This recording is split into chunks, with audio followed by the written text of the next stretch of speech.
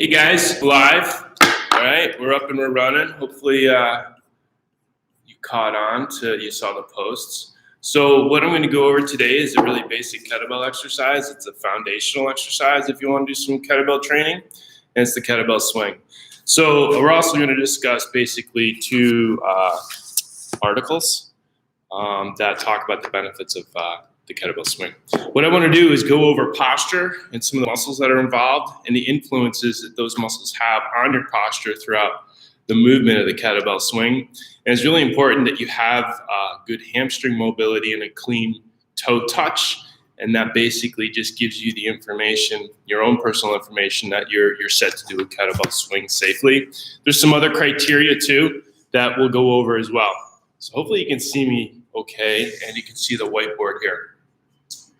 So what I'm going to do is I'm going to draw basically your skeletal system, just very basic, show what a neutral spine looks like, and the attachments that your hamstrings have on the hips, and the influence that the hamstrings will have posturally. And in the next drill you'll see me do, you'll understand the importance of your hamstring length and the involvement that the hamstrings have throughout the exercise. So the first thing I'm going to draw is your skeleton. So here's your hips. Actually, that's your pelvis. Thigh to knee, knee to ankle. And then we're going to reference a neutral spine. So a neutral spine, you have some natural curvature in your spine. So we have a lordotic curve, kyphotic curve, back to lordotic, cervical. And it's exaggerated, but that's basically your natural or neutral curvature if we're facing this way. That's your front. Hamstring attachment behind the knee, down below the knee actually, up into what we reference as the ischial tuberosity of your pelvis. If your hamstrings are tight, you can picture that your pelvis will spill backwards.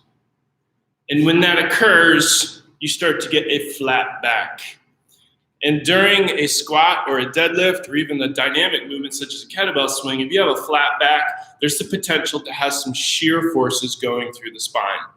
So the predeterminant for good mobility through the body is to have a clean toe touch.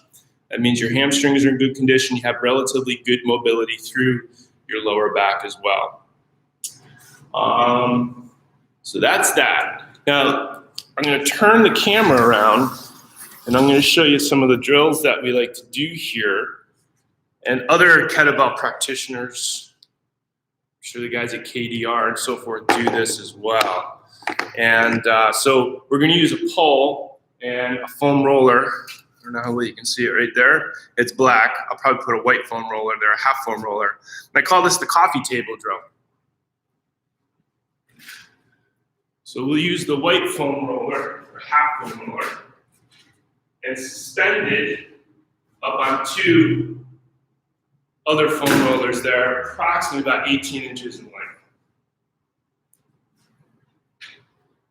If I take my PVC pipe and I place it at my back, and the PVC pipe is going to give you some insight. It's going to give you a tactile cue. So you want to feel it in the back of your head. You want to feel that tactile cue on your thoracic spine, which is the area between your shoulder blades, and you want to feel it right at the tailbone, okay? When you do the move, the kettlebell or the swing, the hinge is really what we're going to work on right here. It's the foundational movement for the kettlebell swing.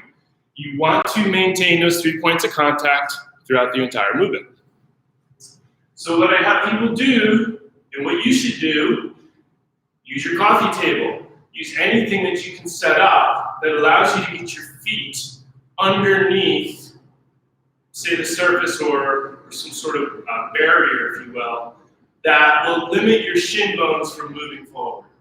So I'm going to set my shin bones straight up against the half foam roller here, work on maintaining 3 points of contact, holding the pole at my back, and I send my hips back. And I only go as far as I can while I maintain those 3 points of contact. If I am maintaining those 3 points of contact, I'm assured that I'm maintaining relatively a neutral spine.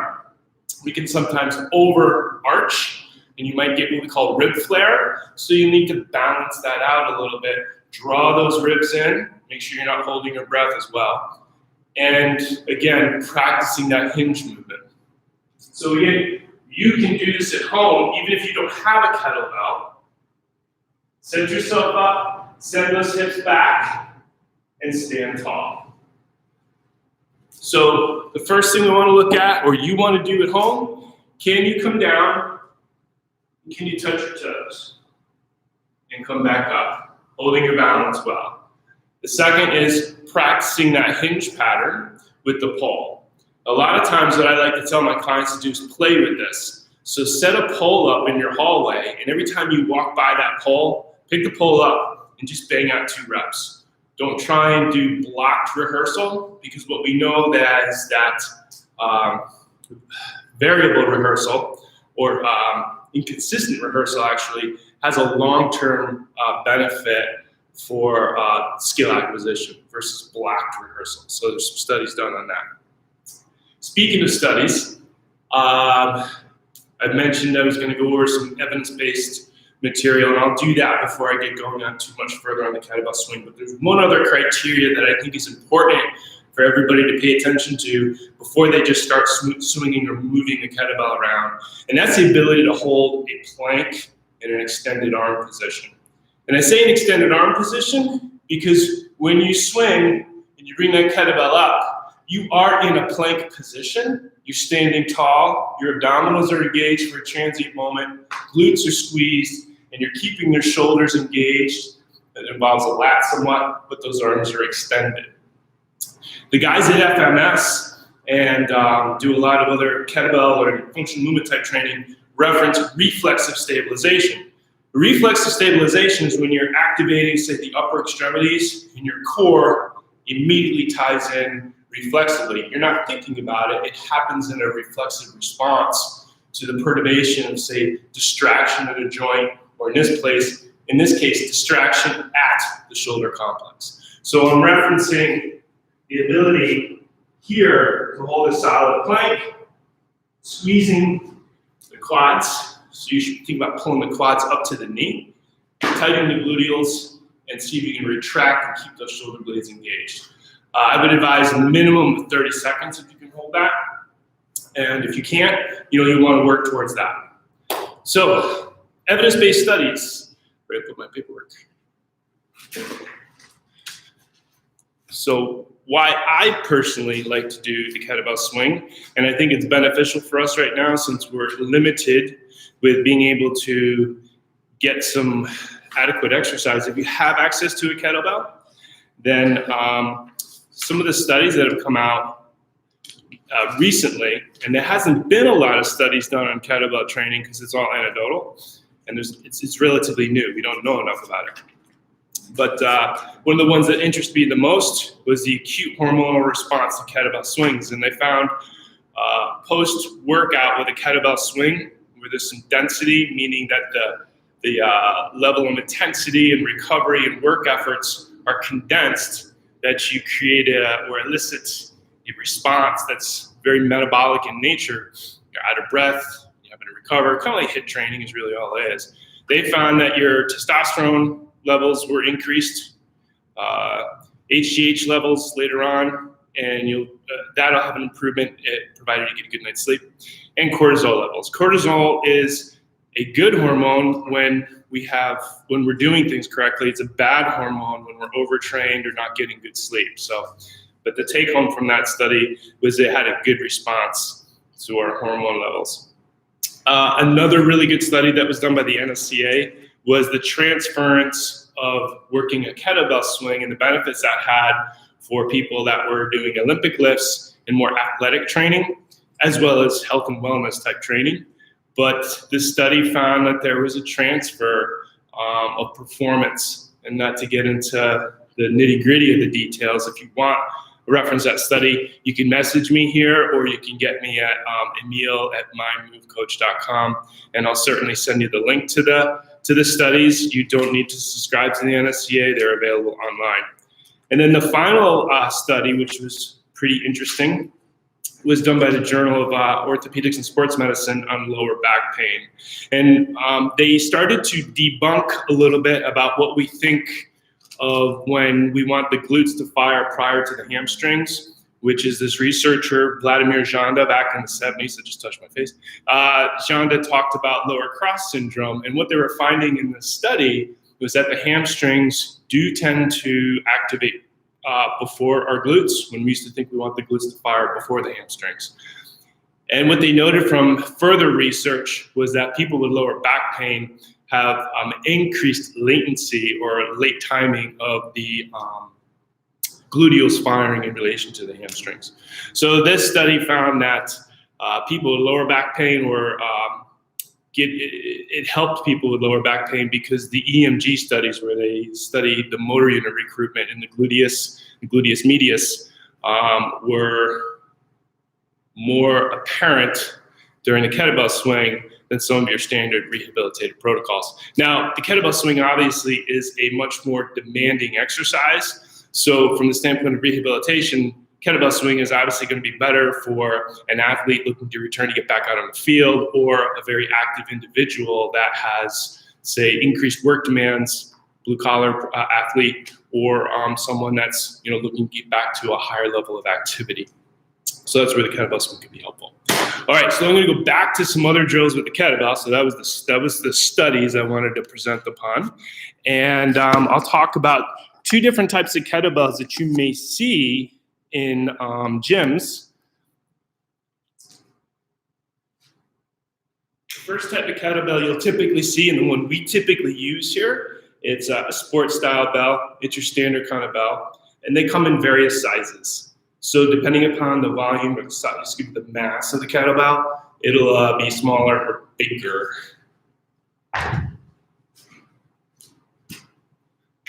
The other size kettlebell is a competition bell. And the competition bells, they're all the same size, but they might be hollowed out, or they are hollowed out, as you can see right there, to accommodate the mass. So either one is good to do swings with. What you'll find is the competition bells, they might be a little bit longer, and you're going to see I'm going to present on some concepts of keeping the swing tight. People, when they tend to do kettlebell swings, they're going to make the swing a big movement, and I always encourage people, make the swing a smaller movement. It's not that big a movement.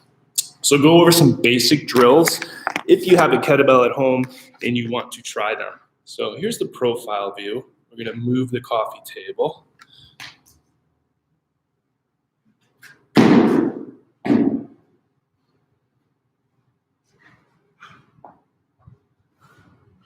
So the first thing we need to be able to do is make sure we have good postural control when we're taking off and landing with the kettlebell. And what I'm referencing here is getting the kettlebell from the ground up into that movement that we were practicing before with the coffee table into a swing pattern. This takes a lot of practice. If you're not quite sure about what you're doing here, try to get with a coach. You can sign up with me, do some virtual training. I'd be more than happy if we could do some FaceTime or Skype, and I'll get you going the best I can through verbal cueing or setting you up with some cues or drills at home to dial that in. So what we do here, it's called the dead drag. So I'm going to get down low to the ground, and I'm in relatively a hinged position, but my knees might come forward a little bit. And my goal is not to break the waist. And I get the kettlebell, go back past my heels. Now, if you have the space at home, you can do this across the floor. Or in this case, I'm just going to go back and forth. And again, I'm trying to get the kettlebell to clear my heels and not break at the waist. Kettlebell's on edge. Nice upright posture. I'm not leaning too far forward and not too upright. I'm in a relatively established hinge position. Get the kettlebell to clear the heels. Turn around. Kettlebell to clear the heels. That's your first drill. Probably do 3 sets of 10. Give it a break. You'll feel it in the quads a little bit. Your next drill is the pendulum swing. It's a really good foundational drill because it'll allow you again to get comfortable being down low on the ground moving that kettlebell back and forth before you start dynamically swinging that kettlebell into a full standing swing. So what I'm going to do is like a dead drag. I'm not going to let go. I'm going to swing it back and forth. Watch what happens. I'm pivoting at my ankles, but everything from the knees up stays the same.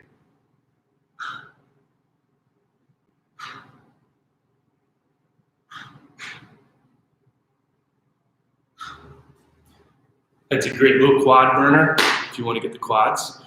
I'm going to show you what you want to avoid with those two exercises. I showed you the correct way to do it. I'm going to show you the incorrect things, or the incorrect way of doing it, things to avoid. Dead drag, leaning over, breaking, and letting that chest come towards the floor. So you want to maintain no change in angle between your femur, your thigh, and your torso. And then the same thing when you do the pendulum swing. We want to avoid this action and work on playing off of the physics of the kettlebell. What you're doing is you're learning to get your body mass forward when the kettlebell mass is behind you, and then vice versa. Kettlebell mass is in front of you, and you're behind that. That's when you're starting to learn how to harness the power and the back load through the hamstrings and the glutes to drive your kettlebell swing. So after you've mastered or got comfortable with that, you're going to do some pendulum swings, and when the kettlebell is behind you, you stand. So I'll do a couple of those.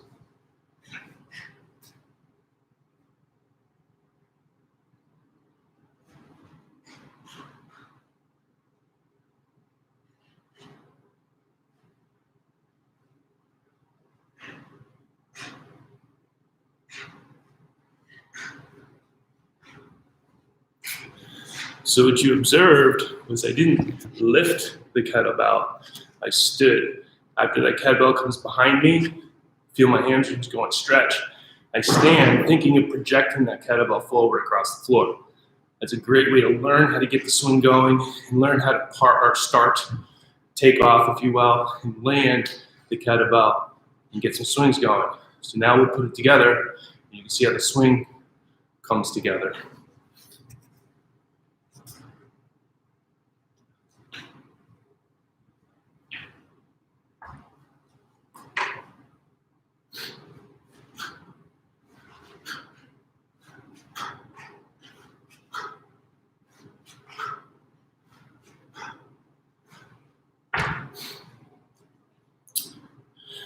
You can see that kettlebell started to get above my chest a little bit. As soon as that kettlebell gets any higher, I need a heavier kettlebell. So once you learn the mechanics, don't be afraid of working with a heavy kettlebell.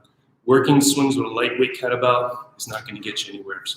But what I will be going over tomorrow are variations on the kettlebell swing. So if you're in a class, you're in a boot camp, and you're not quite ready for the hard style ballistic kettlebell swing, you're still working on those mechanics, there are modifications you can do but still participate in the class. So I'll do that later or tomorrow. It's probably a better idea. Some other things I wanted to go over. When you swing the kettlebell, you want the bell portion to be above your knees. Think about that. A lot of people want to swing down low, and you start to put your lower back at a mechanical disadvantage. So if you think about keeping the kettlebell tight and high into the hip, you're less likely to have a sore back or hurt yourself.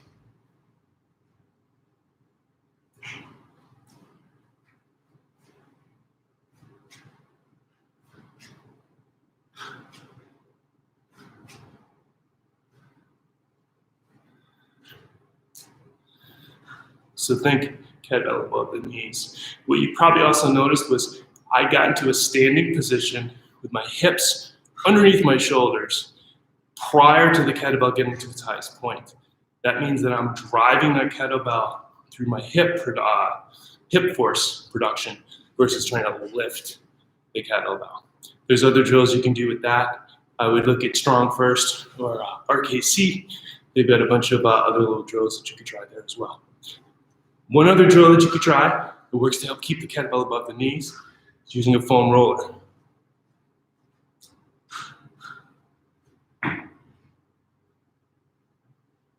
Start standing, and then do your kettlebell swings and don't hit the foam roller.